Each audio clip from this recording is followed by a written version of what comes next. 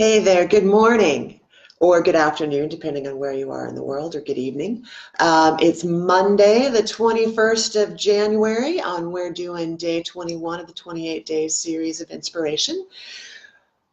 What I wanted to talk about today is following on the heels of the discussion we've had over the past couple of days around acceptance, self-acceptance, around that idea that so often we want to achieve more, we want to be more, we want to do more, and because we set that bar so high, often we end up not quite feeling like we're enough. So I gave some examples of that yesterday, but today what I wanted to do was explore a verse from the Tao Te Ching, which to me sort of ties in with that, around the idea that not always being large with our actions has tremendous benefit.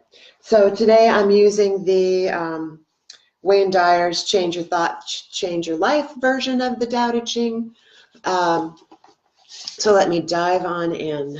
Verse 63, practice non-action, work without doing, taste the tasteless, magnify the small, increase the few, reward bitterness with care. See simplicity in the complicated.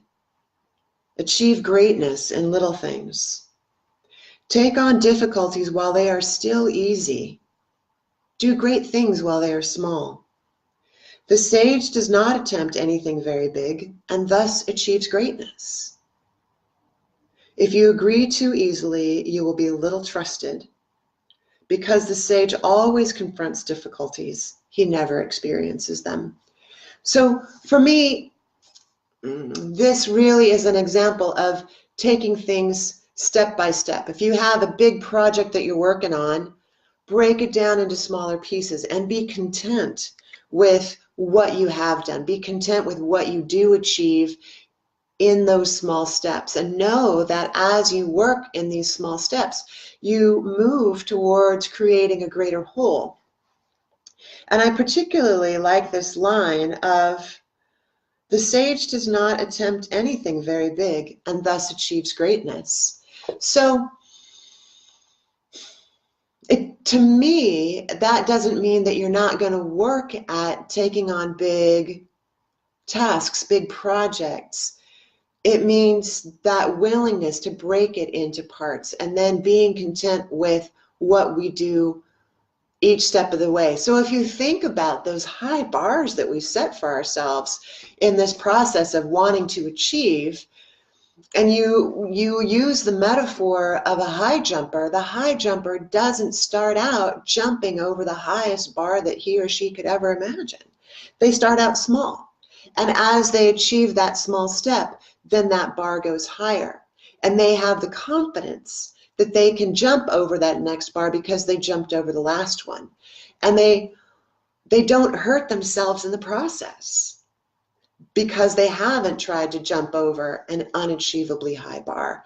They just take it bit by bit, bit by bit. And I think that if we move more into that space of being comfortable with taking things step by step, if we learn how to appreciate ourselves for what we do in every day, even if you didn't get that task list done, even if you didn't get everything done that you thought you might have wanted to, but you still are content with that at the end of the day, I think that's where we really begin to move into this space of self-acceptance and self-appreciation and self-compassion. So rather than thinking that you need to achieve all of it in one broad swath, look at what you do on a daily basis and be content with that. So sometimes I have students, meditation students that work with me who come in going, I can't meditate. I can't sit still for that long. I can't still my brain for that long. I can't, and I can't for that long. And it's like, okay, well, what do you think that long is? Oh, half an hour.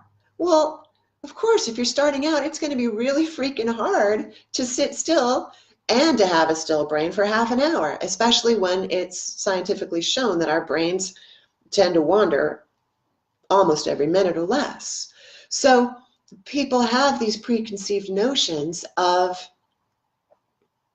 what things ought to look like, what meditation ought to look like, what success ought to look like. And I invite you to shift that into, what does that look like for you in this moment? Be present in this moment. And if you've been following this series, you know that I talk about the value of simply breathing into the belly, connecting with that divine within, even if it's just for a minute at a time. And in those minutes, 1 minute at a time, we have that opportunity to create a mental disconnect.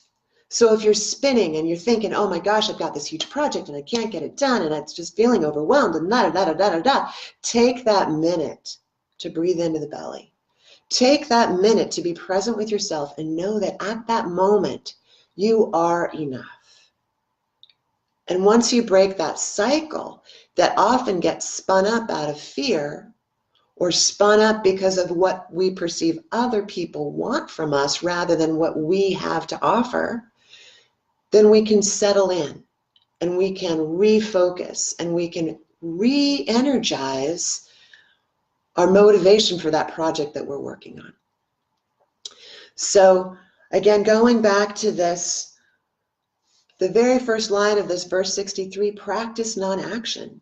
I mean, how profound is that? How often do you in your world wake up and go, you know what, today I'm just going to be. We can't all practice non-action all the time, but we can step into that moment for a minute at a time and simply be, connecting with ourselves, connecting with our breath, knowing that we are enough. And the more we have the ability to string minute by minute by minute together, the more peaceful we can become, the more we can take on those bigger tasks from that foundation of strength, that foundation of self-appreciation, self-acceptance.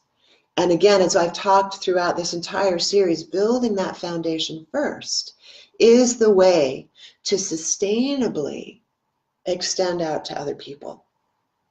So with that, my invitation for you today is to take a look at some big project that you have, something that you might feel is a little overwhelming, and break it into smaller pieces.